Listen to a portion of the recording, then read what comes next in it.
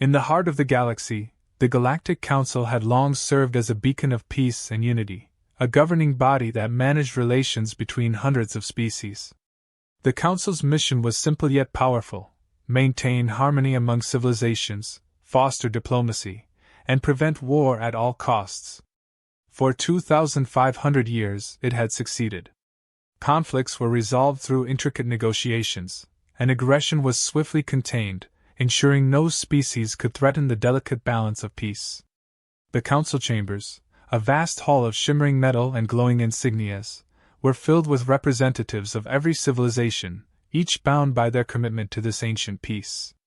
Among these species, humanity was a relatively young member, often regarded with a mix of admiration and suspicion. While other species had joined the council after centuries of interstellar presence, humanity had ascended rapidly.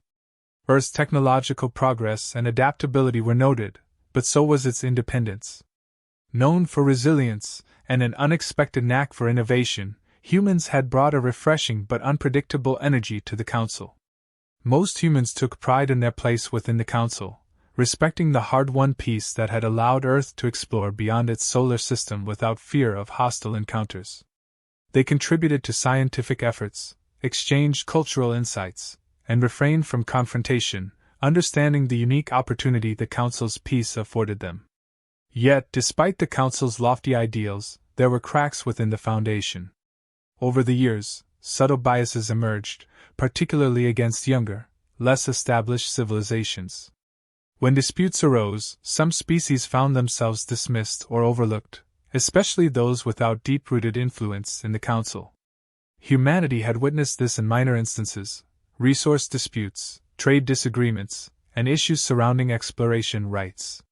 While these incidents were frustrating, they hadn't yet escalated to anything irreparable. But there were signs that this peace, celebrated for its endurance, was maintained selectively, often prioritizing stability over justice. Some human representatives began to question the Council's commitment to equity, suspecting that its veneer of unity concealed a structure that favored certain members over others. Tensions came to a head when humanity expanded further into the galaxy, establishing frontier colonies on promising planets. These settlements symbolized humanity's future, a place for growth, exploration, and development beyond Earth's borders.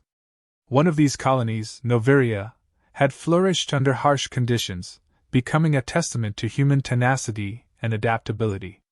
Families, scientists, and pioneers populated its cities, transforming an alien world into a thriving human community. But as humanity's influence grew, so did the unease within the Council. Some species felt threatened by humanity's rapid rise, fearing that its ambitions might disrupt the Council's balance. This underlying tension turned volatile when an aggressive alien species, known for its territorial nature, launched an unprovoked attack on Novia. It was brutal, swift, and devastating. Entire cities were decimated, with thousands of civilian lives lost. Communications from Novia fell silent, leaving only distress signals and scattered transmissions of the chaos that had unfolded. Back on Earth, the news hit like a shockwave. The footage from the initial attack was horrifying, showing destruction and loss on a scale that Earth had hoped never to see again. Families were torn apart, and the tragedy weighed heavily on every human, uniting them in shared grief and anger. Humanity's leaders immediately sought intervention from the Council, appealing to its mandate of protection and peace. They demanded swift action, expecting a response that matched the gravity of the situation. But in the Council chambers, they were met with indifference veiled as diplomacy.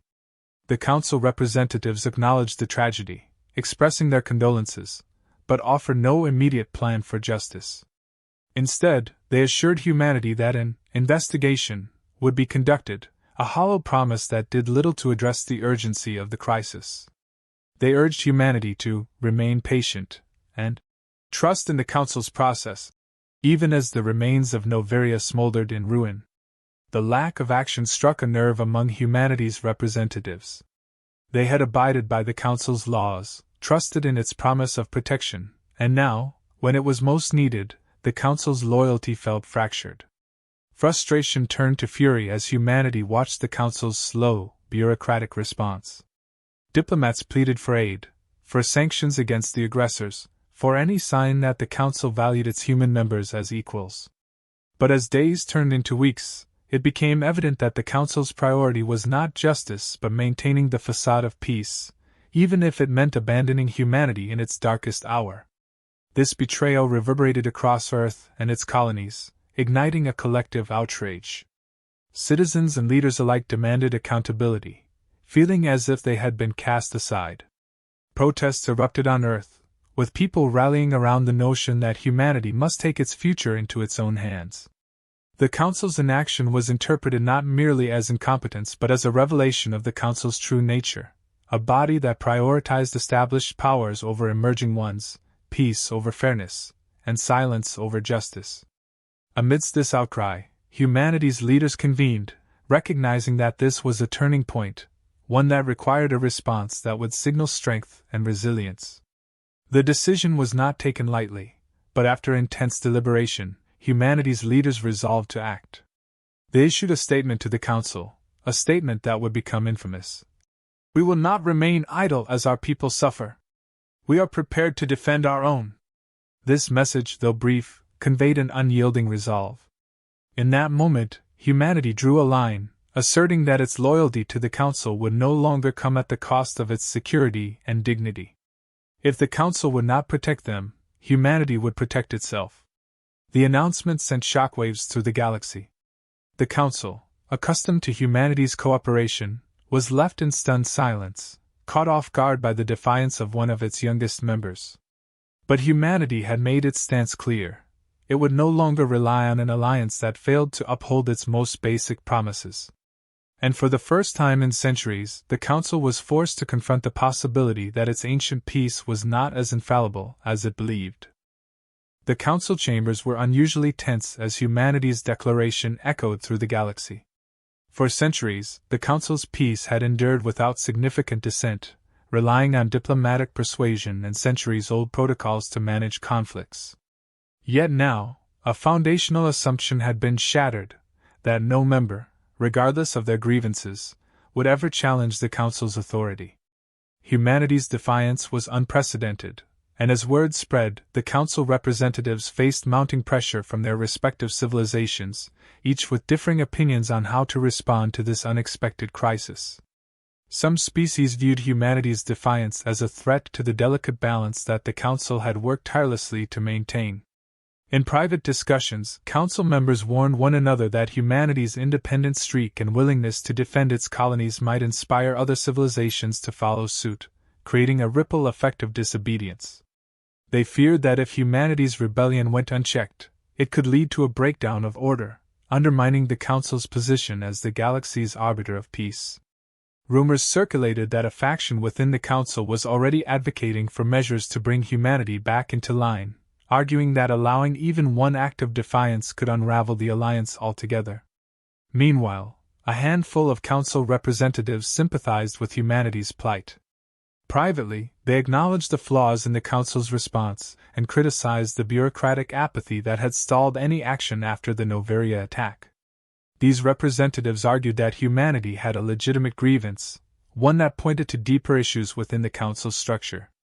To them, humanity's defiance was less a rebellion and more a call to reform, a challenge to the Council to prove that it truly upheld its principles of equality and protection for all members. But even these voices were cautious. Openly supporting humanity risked alienating other Council members who were adamantly opposed to any deviation from established protocols. Within this divided Council, deliberations on how to respond to humanity's declaration became increasingly fraught. The Council's chair, a veteran diplomat from one of the oldest civilizations, urged restraint, emphasizing that punitive action against humanity could lead to further dissent. However, some factions pushed back, warning that inaction could embolden humanity and signal weakness to other members. They proposed sanctions or, in extreme cases, military intervention to remind humanity, and any other potentially rebellious members, of the consequences of defying the Council's authority. Humanity's representatives, witnessing these internal debates, could see that the Council was far from united in its approach. They continued to push for justice, refusing to back down from their demand for accountability. Behind closed doors, they lobbied sympathetic representatives, seeking to highlight the tragedy of Novia and the cost of the Council's inaction. Yet they were met with a mix of sympathy and silence. Many representatives feared that aligning with humanity would compromise their own standing within the Council, leaving humanity's delegation to confront the looming conflict largely alone. Back on Earth, the atmosphere was one of growing resolve. Humanity's leaders had made it clear that they would not be swayed by the Council's political games. Public opinion on Earth was overwhelmingly supportive of the decision to stand up to the Council. People took to the streets, not in protest, but in solidarity, showing their support for the colony that had been lost and for the principle that every human life was worth defending. The government received messages from its citizens, demanding justice for Novia and vowing to back their leaders in whatever measures they deemed necessary. The rapid mobilization on Earth did not go unnoticed by the Council. Humanity's technological prowess had been an advantage in its rapid rise within the Council, and now that strength posed a unique challenge.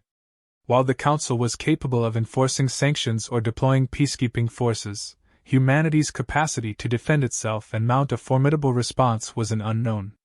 The Council's top strategists scrambled to assess humanity's capabilities, realizing that they had underestimated the potential for military strength within this younger civilization. Then came the final tipping point. Humanity began to amass its fleet near the borders of its territories. The sight of Earth's warships, sleek and ominous, created an unmistakable display of readiness. There was no doubt left as to humanity's intentions. They would defend themselves and would not hesitate to retaliate if the Council refused to address the injustice against their people. The Council received this development with growing alarm. Their discussions, once laced with doubt, turned into tense strategies for containment. The chair of the Council called an emergency session, one intended to settle the issue definitively. Representatives from each civilization gathered, some visibly tense, others resolute. Humanity's representatives were present, seated at the far end of the chamber, their expressions steely and uncompromising. The chair took the floor, addressing the Council with a gravity befitting the magnitude of the crisis at hand. "We stand at a critical juncture," the chair began.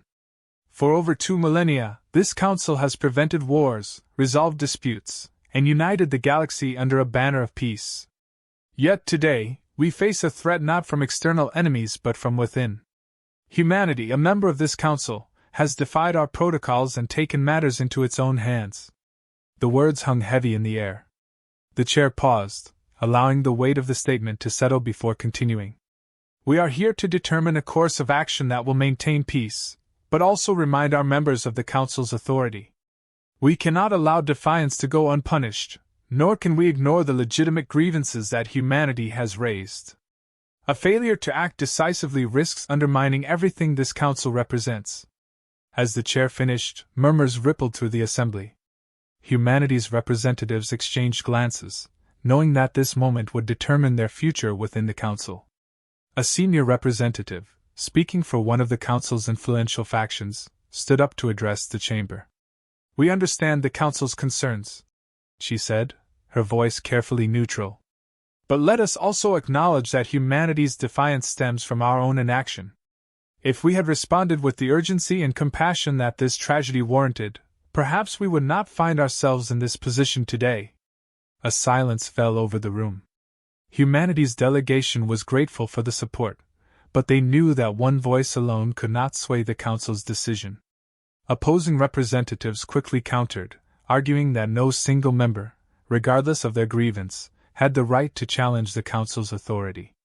They accused humanity of endangering the stability of the galaxy and urged a decisive response. Debate continued, with each faction pushing their stance, but the discussion was no longer just about humanity's actions. The Council was forced to confront its own failures, to grapple with the idea that its peace was not as inclusive or just as it claimed. Humanity's defiance had exposed a fundamental flaw, that peace built on selective justice could not endure forever. The tension in the Council chamber grew as each representative voiced their thoughts, but the underlying divisions within the Council's leadership were becoming painfully obvious. Humanity's refusal to accept silence in the face of an injustice had effectively shattered the facade of perfect harmony that the Council had worked tirelessly to maintain for over 2 millennia. Now, that breach was widening, with every faction revealing its true colors and the long-suppressed grievances that had simmered beneath the surface. As the debate raged on, the Council's chair called for a recess, sensing the need to allow cooler heads to prevail. Representatives gathered in private groups, their whispered conversations reflecting the weight of the decision before them. The factions that had been hesitant to stand with humanity now grappled with the implications of allowing an entire member civilization to be disregarded. In their discussions, they questioned what their stance would mean for future crises. Would they, too, be abandoned if their needs did not align with the Council's agenda? Would their cries for justice fall on deaf ears if their issues weren't deemed politically advantageous? During the break, humanity's lead representative, Ambassador Klein, took the opportunity to meet with key allies from sympathetic factions. She knew that some members quietly shared humanity's concerns, but fear of reprisal or loss of influence had kept them from speaking up. Her strategy now was to appeal to their sense of self-preservation and fairness. If they allowed humanity to be punished for insisting on justice, what kind of example would that set? Would any member truly be safe from Council neglect if humanity, one of its newest but rapidly advancing members, could be so easily dismissed? In a small side room, Klein found herself face to face with several representatives who had expressed hesitance in taking sides. Among them was Envoy Yarrick of the Zrai, a species known for its unbreakable loyalty to the Council's ideals of unity and peace. Klein knew that winning over the Zrai would be crucial.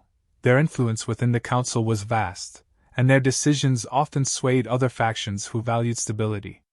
Yarrick was thoughtful as she outlined humanity's position, his expression showing that he understood the gravity of the issue.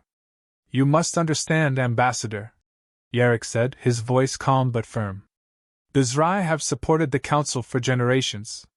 We are reluctant to endorse any action that would lead to division or unrest among our members. But I can see the conviction in your words.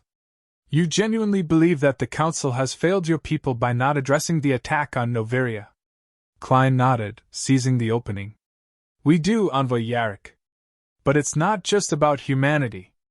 This is about whether the Council truly stands for justice or only for maintaining control. If the Council abandons one of its own in the face of such an atrocity, what does that say to the galaxy?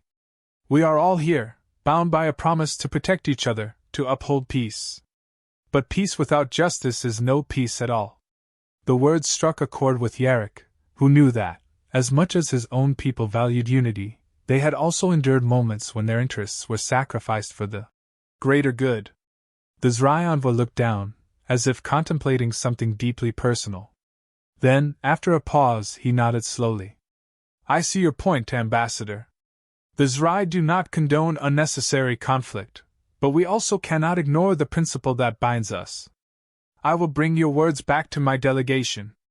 Perhaps it is time for the Council to re-evaluate its priorities." As Yarrick departed, Klein felt a glimmer of hope. The Zrai's potential shift in stance could encourage others to reconsider their own hesitations. Returning to the main chamber, Klein joined her delegation, who were eagerly awaiting the next session. She could see the fatigue in their faces, but also the same determined resilience that had brought them this far. They were a team committed not just to representing humanity's interests, but to holding the Council accountable to its foundational promises. When the Council reconvened, the chair addressed the assembly with a call for order, acknowledging the passion each faction had displayed in their earlier arguments. But there was a noticeable shift in tone. Several representatives, emboldened by Yarrick's measured words, now began to voice concerns about the Council's handling of Novia's tragedy. They questioned the implications of ignoring humanity's call for justice, some going so far as to demand a formal investigation into the attack. It was the first crack in the Council's otherwise unyielding stance, and humanity's delegation recognized the opportunity. One representative from the Virex Consortium, an economic powerhouse, argued that failure to address the attack on Novia would harm the credibility of the Council in matters beyond military conflicts. The Virex had always prioritized stability for the sake of trade and cooperation, and now they saw that humanity's determination to pursue justice had created a ripple effect. If the Council's inaction persisted, it could lead to distrust and economic instability across member states. With the momentum of support growing, Ambassador Klein seized the moment to address the Assembly. Her words were calm but charged with purpose as she stood before the gathered representatives, her gaze steady and unyielding. "My fellow council members," she began, her voice resonating through the chamber. "We did not seek this confrontation. Humanity joined this council with the hope of contributing to a galaxy built on mutual respect and protection. We came here believing in the ideals this council represents. Yet, when one of our own suffered a brutal attack, we were met with silence." The room was silent, and Klein continued, pressing her point. "This is not just about humanity. It's about the very foundation of this council. We have all pledged to protect each other, to uphold peace, to stand as one. If we allow this incident to go unanswered, we send a message that this council's promises are hollow. We risk not just humanity's trust but the trust of every member represented here today." Her words were met with murmurs and thoughtful expressions across the Assembly. Even the Council's staunchest traditionalists seemed unsettled, sensing the gravity of the moment. It was clear that this was not merely a matter of punishing humanity for stepping out of line. It was a test of the Council's values and its commitment to justice for all its members. Finally, the chair called for a vote on whether to open a formal inquiry into the attack on Novia. The proposal was contentious, with factions on both sides lobbying for last-minute support. Humanity's delegation watched as one by one, the representatives cast their votes, their decisions reflecting the complex web of alliances, loyalties, and ethical commitments that defined the Council. When the final vote was tallied, a narrow majority emerged in favor of the inquiry. Humanity's delegation felt a surge of relief. It wasn't a full victory, but it was a crucial step toward justice. The Council had agreed to investigate the events that led to the loss of Novia, signaling a willingness to confront its own failings and hold the attackers accountable. As the session concluded, representatives from other factions approached Humanity's delegation, expressing support and a shared commitment to see the inquiry through. For the first time since Novia's destruction, Humanity felt that it wasn't standing alone. They had allies now, civilizations willing to challenge the status quo and advocate for a council that truly served its members. Yet, as Klein and her team left the chamber, they knew the road ahead would not be easy. The inquiry was only the beginning, a step toward accountability, but also a potential catalyst for further change. Humanity's defiance had shaken the council to its core, but it had also sparked a new dialogue, one that demanded a higher standard of justice and integrity. In the days that followed, Humanity's resolve grew stronger. They were prepared to see this fight through, knowing that their actions had set a precedent within the council. What had started as a response to a single tragedy had evolved into a movement for reform, one that would redefine the council's purpose for generations to come. Humanity's decision to pursue the inquiry had set off a series of events that none of the council members could have fully anticipated. While the council had ultimately agreed to investigate the Novia incident, the repercussions of that decision began to unfold swiftly and with significant impact. As investigators from multiple factions were assigned to probe the attack, they found themselves stepping into a complex web of political alliances, hidden agendas, and suppressed grievances. What was initially assumed to be a straightforward inquiry started to reveal layers of conspiracy that spanned far beyond the borders of Humanity's territory. For the investigative team, navigating these murky waters was no simple task. Each faction involved had its own interests to protect, its own secrets to keep. The representatives on the council had been careful to present a unified front to the public, but behind closed doors, tensions simmered. Humanity's insistence on justice had forced these issues into the open, exposing vulnerabilities that many had worked tirelessly to conceal. The investigators soon found themselves facing resistance, delays, and conflicting testimonies as they attempted to uncover the truth.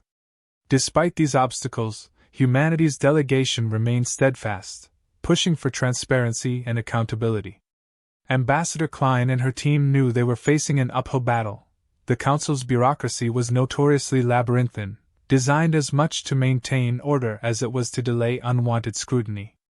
But they were determined not to let the investigation fall victim to endless procedural stalling. Every time an obstruction was put in their path, they countered it with renewed persistence, reminding the Council that humanity's patience had limits. The public, too, began to take notice. News of the inquiry and the Council's hesitant handling of the Novia attack spread quickly across the galaxy. For many civilizations, the affair was a wake-up call, sparking debates about the integrity of the Council and its commitment to its foundational principles. Civilian groups from various species started to voice their concerns, demanding transparency and action from their representatives. For the first time in centuries, the Council was facing genuine public pressure, not just from humanity, but from across its member states. As the investigation dragged on, humanity's allies began to grow restless as well. The Zrai, having already expressed their support for humanity's cause, saw the Council's handling of the inquiry as an indication of deeper flaws within the institution. Other factions began to rally behind the Zrai, frustrated by the political maneuvering that seemed aimed more at protecting the Council's reputation than at delivering justice. Slowly, the inquiry was transforming from a localized issue into a movement for reform, challenging the Council to hold itself to a higher standard. But as the public's demands grew louder, so did the opposition from those who viewed humanity's persistence as a direct threat to the Council's stability. There were factions within the Council who feared that if humanity succeeded, it would embolden other member civilizations to challenge the Council's authority. These factions began working quietly behind the scenes, pushing for measures that would rein in humanity's influence and curtail the inquiry. They argued that humanity's actions were divisive, a danger to the peace that had reigned for millennia.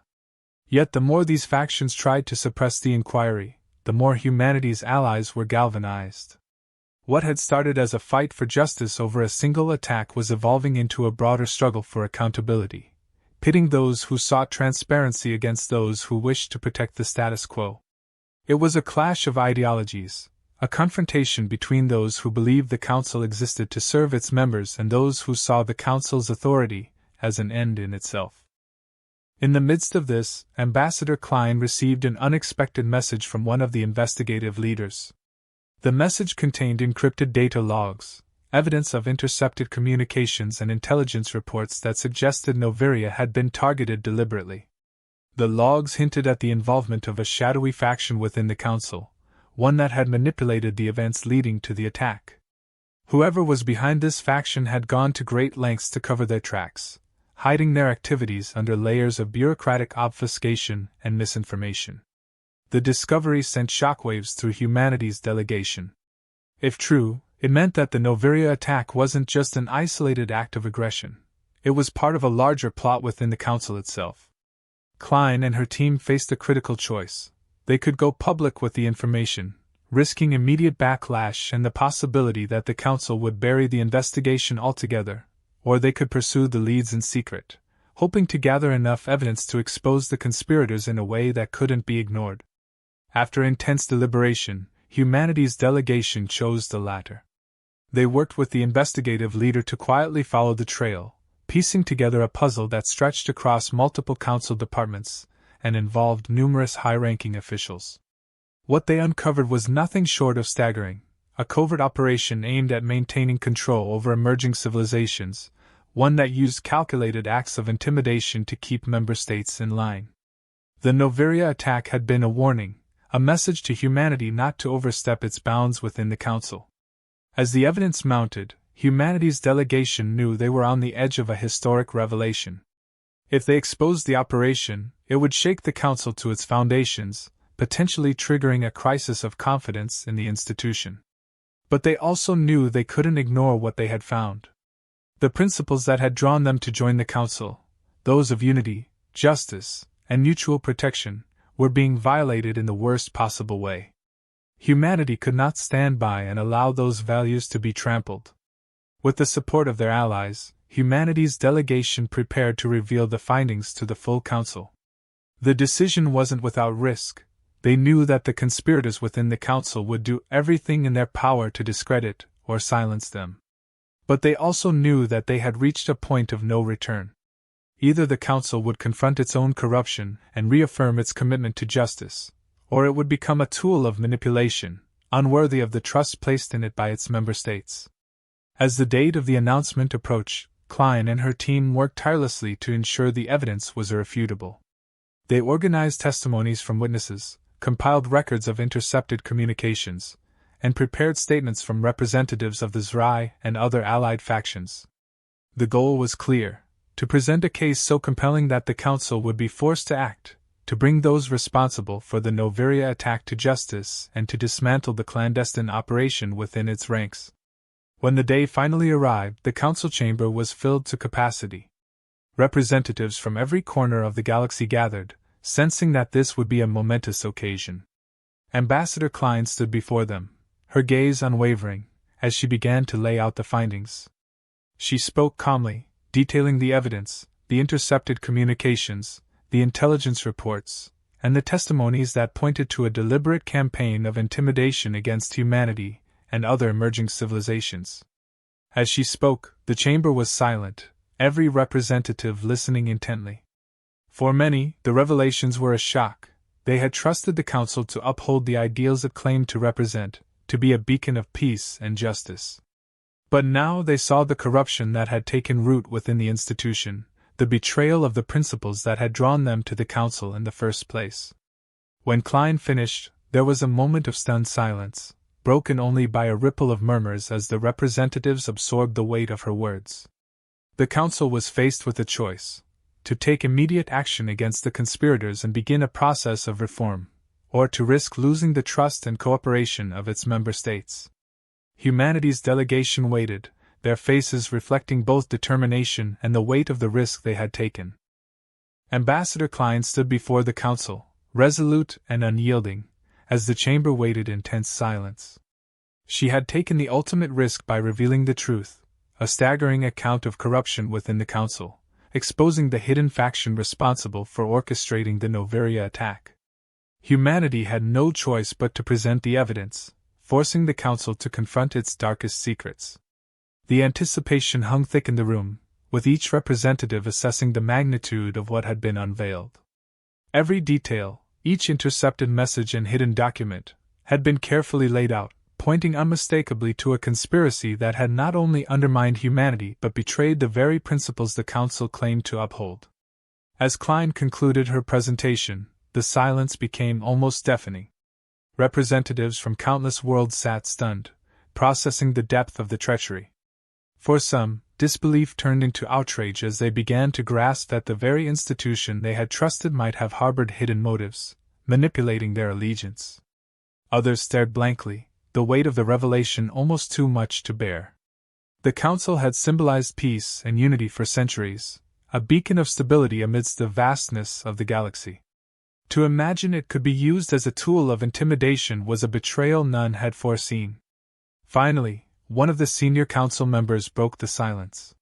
He was a seasoned representative from a long-standing member civilization, someone who had witnessed the Council's evolution across centuries.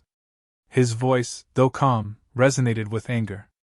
"Ambassador Klein," he said, each word laced with the authority of his experience, "do you understand what you are suggesting? If this is true, and I don't doubt the evidence you have shown us, it would mean we have not only failed but have been manipulated into upholding a false peace. Are we to believe that a faction within our own ranks could undermine the foundation of this Council without our knowledge?" Klein met his gaze, unwavering. "Yes, that is precisely what we're suggesting.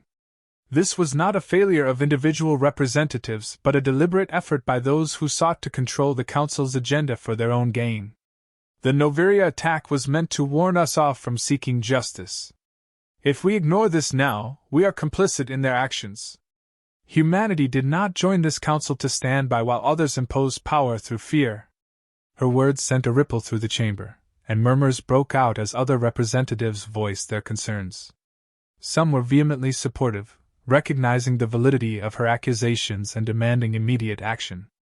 Others, however, grew wary, doubting the implications and fearing that an internal investigation could destabilize the Council itself.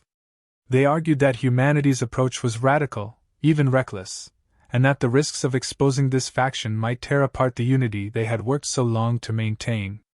In the midst of the debate, a representative from a neutral species, known for their analytical approach, spoke up. "Whether we like it or not," she said with a calm but firm voice, "humanity has brought forward undeniable evidence. This council cannot turn a blind eye to corruption within its own walls. The principles we hold dear must be upheld even if it means uncovering unpleasant truths. We owe it to the galaxy to restore the trust placed in us." Others echoed her sentiments, recognizing that without immediate action, the council's integrity would be irreparably damaged. The representative from the Zrai, humanity's closest ally, rose to speak, urging unity in the face of these revelations. "The galaxy trusted us to be a force for justice. If we abandon that trust now, if we refuse to root out this corruption, then we become nothing more than tyrants masquerading as peacekeepers." The opposing faction, however, remained steadfast. They warned that destabilizing the council would only create a power vacuum, potentially leading to chaos across the galaxy.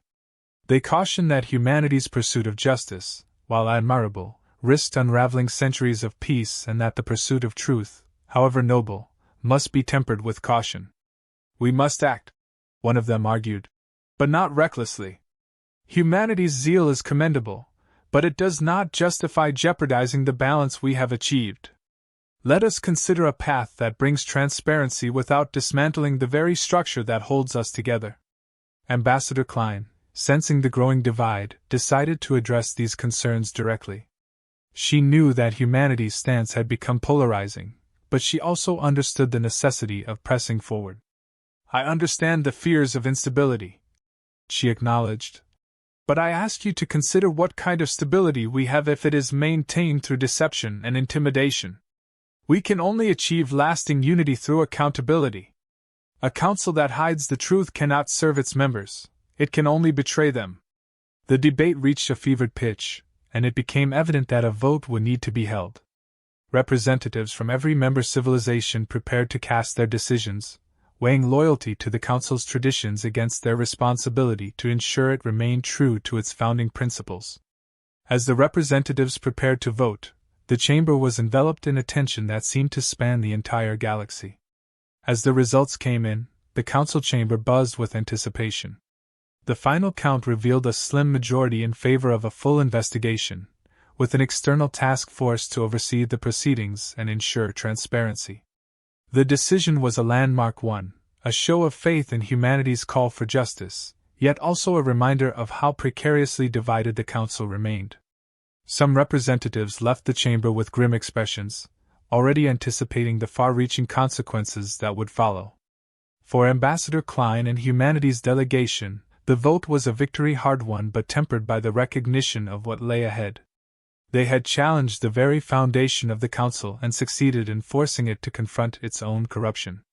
But the battle was far from over.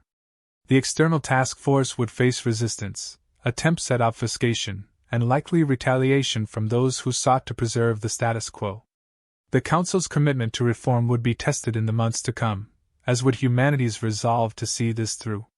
The decision to break the 2,500-year peace by pursuing truth had set a course that could not be undone.